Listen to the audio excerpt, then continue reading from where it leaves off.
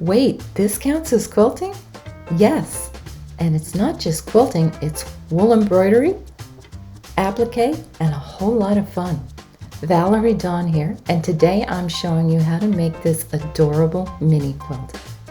It's a buttermilk basin pattern, perfect for a weekend project. And guess what? No piecing required. So grab your wool, needle, thread, and a cup of tea, and let's get stitching.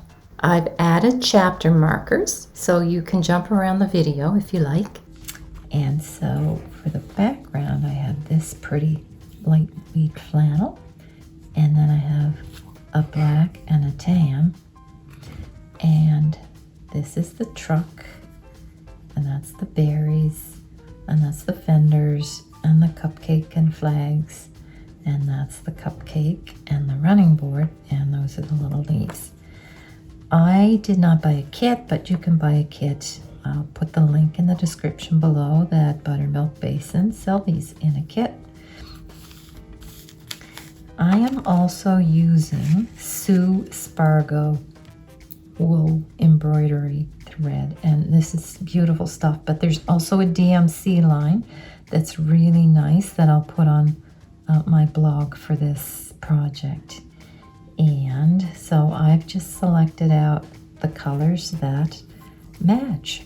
And for the tools we need to make this project, I'm using a chenille size 18 embroidery needle, and I need a good pair of scissors. These are beautiful. This is Karen K Buckley scissors. They are amazing for cutting applique. And a little marker, and I'm using Heat and Bond Featherlight, which is an a double-sided iron-on adhesive, and I'm going to show you how to use that. I have a couple of other tools. This is my air erasable marker to mark the pattern onto the backing fabric, and I'm also using my small craft iron.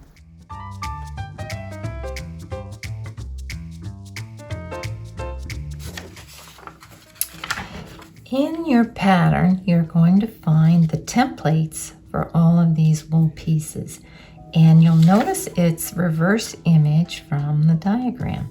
What I do is I pin it up to a window with the sunlight shining through. You can also use a light box, and then I trace each little piece and onto the Heat and Bond light. And those are reverse image. I numbered these, and I'm going to show you why. I say this goes on first because those two pieces overlay it. And then that's the second one because it overlays that, and it has other pieces that lay on top of it.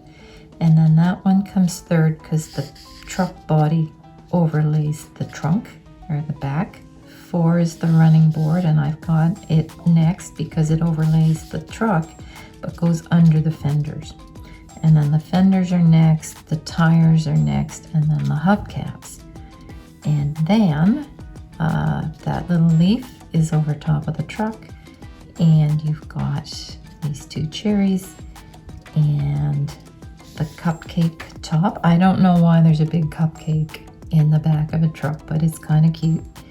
And then that cherry lays on top, and that one really doesn't matter. The other thing I did with my photocopy is I flipped it over and drew the outline in the proper direction with the truck going this way. And that's the layout of my applique pieces, my fabrics. And now we're just going to cut each one of these pieces out. I also like to label them back tire, front fender, running board, just because that makes it a little easier. Sometimes these pieces can look very much alike. All right, and now the first thing we do is we cut them apart. Don't cut on the line though, just cut around them because we're going to press these onto the fabric and then cut them out. I add a little bit more fabric so that the fender will overlay the fabric on the background. See that? There's a back tile. This is the patch for the largest frame and around the back, which is the black one, and I'm just laying it up to my flannel to make sure that I've got enough flannel in the background to wrap it around the frame, and then I will just set it aside because I'm not going to use it until the very end. I recommend storing all your pieces in a little sandwich bag because it's easy to lose these. They fly all over the place. And the first piece we're going to start with is the tan oval in the background. These lovely wool fabrics tend to not fray, so this is going to be my base. You don't need to use steam, although I do a little bit because the wool fabrics are quite thick and sometimes I need steam to get enough heat to the glue. So just press and activate the glue. Now I take my really good applique scissors and cut around the edges. This is the wrong side, and this is the side where we're going to place all of our applique wool patches. Do not peel the backing paper off until all of the other applique patches are pressed on. If you do, you're going to stick to whatever surface is underneath.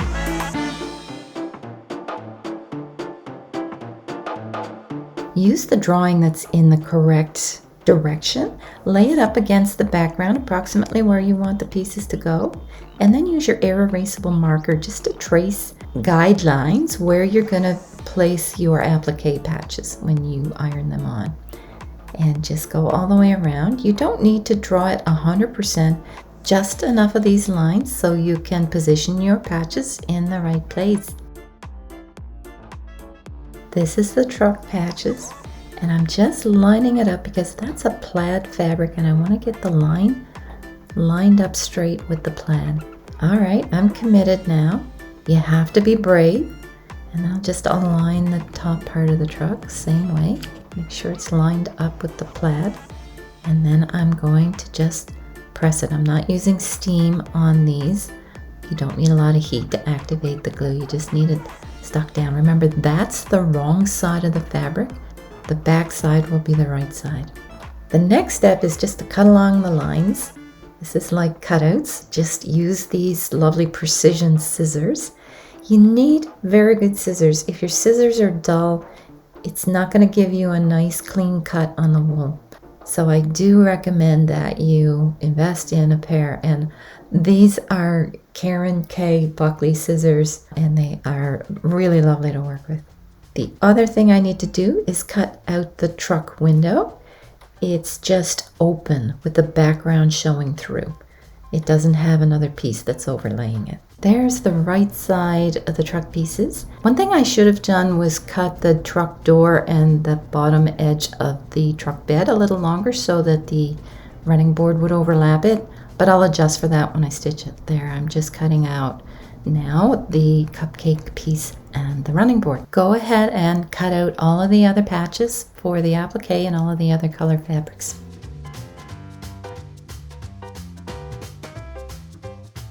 Now we're on to the really fun part where we place our pieces. I had decided the cupcake was the first thing we're going to lay because all of the other pieces overlap it.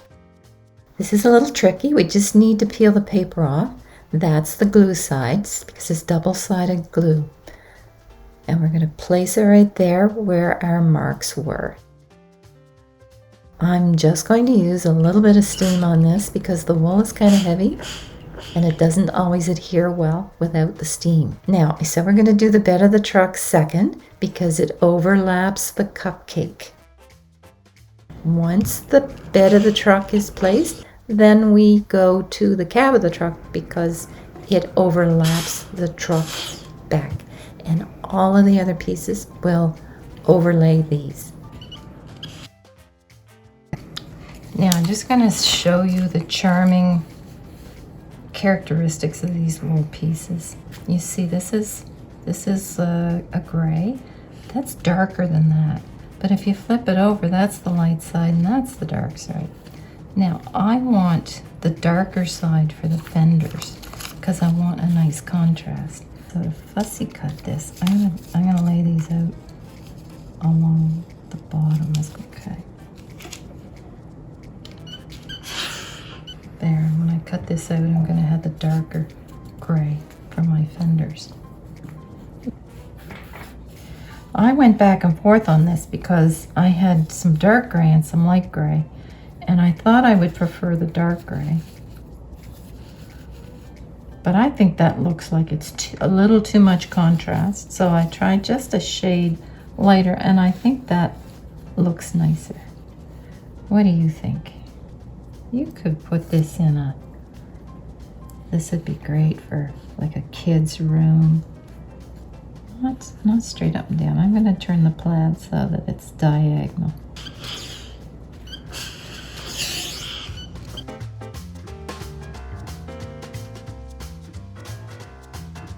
Now this is a really beginner-friendly stitch. I'm going to cut off, thread the needle. I just tie a couple of knots in it. This is the gray for the truck body. Okay, so there's, I just like to have a couple of knots. Now let's start right here. Oh, the other thing is I gotta peel this off. Let's stitch through the paper. Most of our applique is going to be using the blanket stitch, and it is used to finish raw edges. Now, the first stitch, you just go down through, come back up through the same spot, and now we're going to start the blanket stitch. All right, lay your thread over this way. Go down through. Now, getting these stitches even is a bit of practice. Okay, so take a nip right like that. Go over top of that thread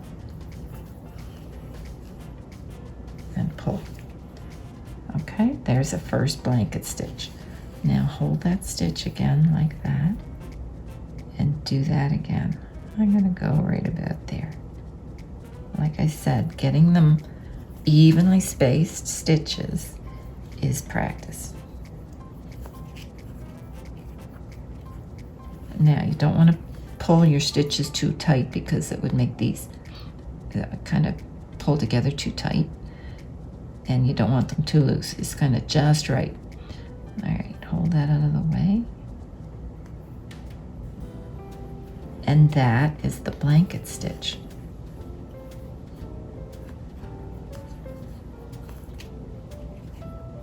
I'll maybe do one more stitch for you. In, out through there. Make sure your needle goes over top of that thread. And pull it a little bit snug. There, that's the blanket stitch. See, we've got it. We've got to come around the corner here. So we're going to put some stitches like at a pivot point so that they're all in the same spot. Okay. Put the needle in the same spot and it's going to pivot around the corner. And then this one,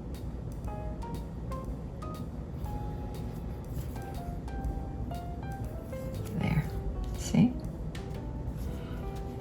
And one more that's a little bit closer, but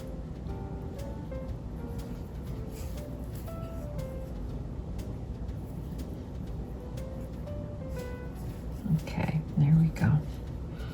And so you see when you turn a corner, you find a pivot point and you have the regular length stitch here, but these are closer together. And that nicely turns the corner. This is just a quick look at how I tie the threads off in the back so that they are nice and secure. Now this is going to be hidden inside because we will glue this to the backing. Just make a couple of slip knots, pull it through a few stitches, make sure it doesn't show on the front, and then cut it off. This is how you pivot around an inside corner. It's the same idea as the outside corner, but the pivot point is on the outside edge. So when you place your stitches, make them a little wider around the inside and then bring the needle up in the same point as the outside edge, and that'll give you a nice pivot stitch. Fit around the corner nicely. I've got all of the gray done and inside, and I've got the black done, although it's really hard to see. You need lots of light to do the black. So it didn't take long to do this. All I need is the pink and white and the berries, and there's a couple of little buttons to stitch on here. I'm using a nice plum thread, wool thread, just to stitch around the berries, and these ones you just make a little bit wider on the outside edge than the inside edge. To join around to the first stitch, just place that last stitch in the original first stitch that you made. To make the stem for the berries, we're going to use a stitch called the stem stitch. You just make a stitch, you know, about 1/4 inch long. Bring your needle back up, so you're kind of doing a back stitch. It overlaps a bit, and then place another stitch. They overlap, and just continue placing these stitches. And we're going to stitch right up to the little leaf, and then pivot and stitch down to the other berry. So that's a really simple, one of the basic embroidery stitches. And there is the finished stems. Switch to a white or a light pink, make a cross stitch right in the middle of the berry, and do that on all 3 of the berries. The final thing we're going to do is the pins in the cupcake. I've decided to switch to a smaller needle. Now, smaller needles are a bigger number, so this is about a size 22. Chenille 22, the other was an 18. So make a stem stitch. I used my air erasable marker to draw a straight line, just because I didn't trust myself to get it perfectly straight. So we just need 3 or 4 stem stitches, and then we're going to make a French knot. French knot, wind the thread around your needle about 3 times and place the needle back in. Pull it out through the back. Hold those wraps a little bit snug and pull the thread gently all the way through. I love making French knots. Aren't they fun? Let's just take a minute and admire what we finished. Isn't that cute? The pattern instructions call for the feather stitch. Now, I did not read the directions, because who reads directions, right? And I stitched a T-stitch. I drew a faint line with my air erasable marker just to show the edge where I want to make it. Make the top part of the T, and these are kind of slanted T's. Pull that thread through, and then bring your needle up right along that line and cross over. It's also a bit like a herringbone stitch. You'll notice my stitches on this are a little bit uneven, and that's why these are great little projects, because it's a good skill builder to practice your stitches. And even if they're a little uneven, don't worry about it, they're going to look great. There's 3 other embroidery details. There's the stem stitch for the line that the flags are on, the 3 little lines in the cupcake, and the door handle.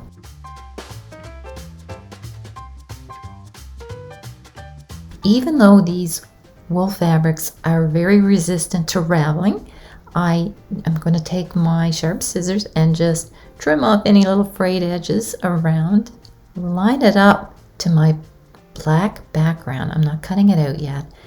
And then flip it over, because that's the best way to press it to activate the glue. I am using steam to get through the heavier wool fabric.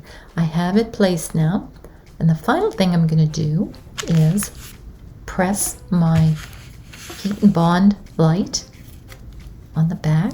Now, I did this in 2 patches. You can do it all in one. Just remember not to glue over the paper if you do it that way. Put it in place and press it. Once it's pressed on, flip it over, and with your good sharp scissors, trim all the way around. And just tidy up any little edge. Peel off the backing paper. Lay it on top of the foundation fabric. You can pin it in place. I didn't. Just flip it over, get it centered. I used a ruler to make sure it was in the center. Again, press with a nice iron with a little bit of steam. And just to make sure that it doesn't move while I'm doing that blanket stitch on the black, I am using these little safety pins from Clover just to make sure it stays in place. You can use straight pins, but I find I get stuck in the fingers with straight pins, so I like these little pins. They're really great. I found my black wool thread, and I'm going around the perimeter with the blanket stitch. Here's a quick view of the backing. Here's our charming wool wall hanging. Isn't it cute? If you found this video helpful, consider sending a super thanks. And a huge thank you to everyone who has already supported me and left such kind and encouraging comments. I love hearing from you. Thanks for watching, and see you in my next video.